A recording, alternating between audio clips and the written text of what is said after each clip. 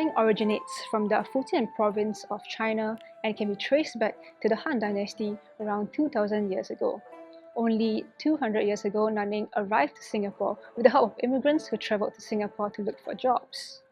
Nanning has certainly evolved across the years, and in Singapore, with the multiple change in the demographics of the practice in the recent years, and more importantly, its artistic practices. Siong Leng today incorporates multi-sensorial experiences and theatrical elements to give easier access to both local and international audiences to enjoy this traditional art form. The role of a Nanning practitioner today should strive to not only preserve this art form, but to also seek creative ways to promote and develop this art form.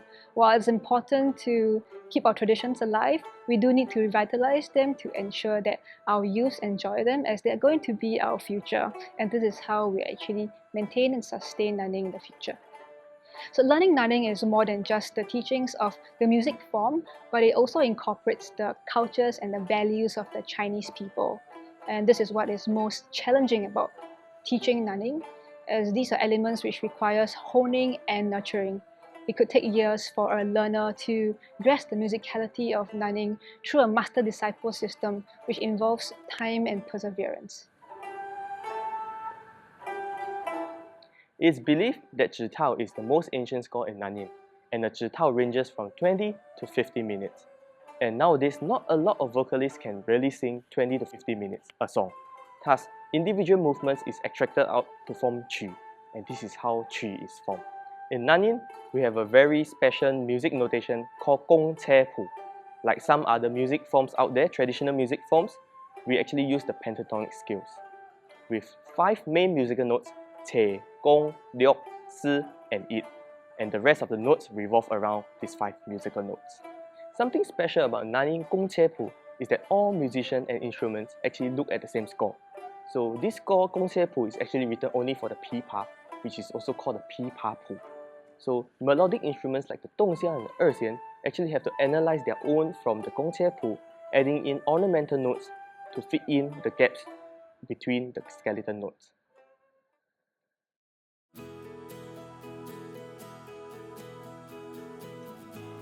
I think one of the biggest takeaway for me is that I get to learn Nanning directly from Nanning professionals. I think that's very useful and a lot better than learning it by myself, let's say on the internet. I actually have already been learning Nanning for a few months from Siong Leng. Ling Feng is my teacher, and he's a very good teacher. So he has told me that playing in an ensemble is very different from playing alone when I practice alone. And I find that it's very true. So after coming for this Nanning workshop, I played in an ensemble and we are getting to perform also, which I think is very useful and a good experience.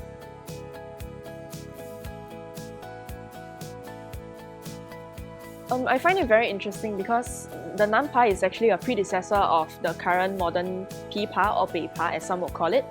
And there are many techniques that are used in the nanpa. While they are named differently, they are the exact same techniques that are used in the current playing today. So for example, the nanpa, they would call it dian tiao, while in pipa it's called tan tiao.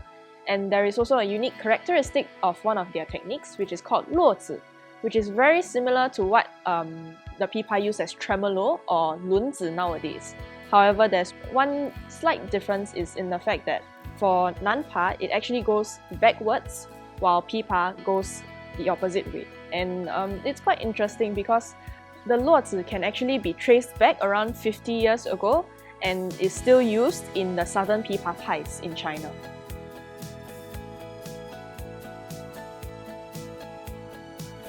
I have heard of Nanning before, but I'm not really familiar with this genre of music. In fact, my dad actually works in Xiamen University, so I get to experience Nanning when I'm in Xiamen. In a Nanning ensemble setting, there's no conductor needed. So through this workshop, I actually hope to improve on my ensembleship skills. To add on, erhu is more of a leading instrument in Chinese orchestra. So compared to Nanning ensemble, the sanxian actually plays a secondary and a supporting role. So through this workshop, I hope to improve that part or skills in my music career.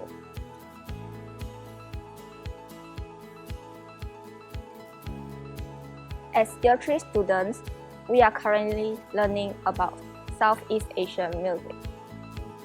A lot of this style of music has history linked to Nanyang music.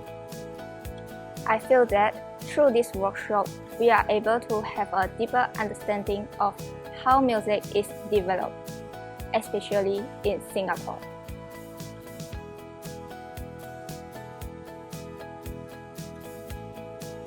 What is special about Nanyang music? The first thing that comes to mind is gongcepu. Gongcepu is the type of notation we use in Nanyang music. So it's not stave notation, it's also not jianpu or numbered notation that's normally used in Chinese orchestra. Gongcepu is a little bit like numbered notation, but it's still not the same. There are differences here and there. And the scales used are different also. So there are only 4 different keys in Nanyang music as compared to Western or Chinese music that has like a lot of keys. Another thing that's special about Nanyang, I would say, is the instrument. So we have the Nanyang pipa, dong xiao, xian, and san xian. So they might look like normal instruments seen in Chinese orchestra, but it's actually not the same. So for Nanyang instruments, string instruments, normally silk strings are used instead of steel strings. So, but the pipa and san xian, nowadays they use nylon strings because silk strings break too easily. And for the Nanyang pipa, the neck is crooked and you hold it, instead of holding it like that, you hold it sideways. And the san xian is smaller than the normal san xian that we see in Chinese orchestras. And xian is made from bamboo and wood instead of pure wood. So I guess that's some of the main differences for the instruments. And one more thing that I find very special about Nanyang is the style of this genre of music. Nanyang music in general is, to me, it's quite gentle and melodious. As according to what we have learned in school, Nanyang is used to be performed in the court, so that's expected of it to be quite gentle. And as the music progresses from the start to the end, it actually speeds up a lot. So you start very slow, and when you further into the music, it starts to speed up, and then the tempo will stabilize. So there's no fixed tempo in Nanyang.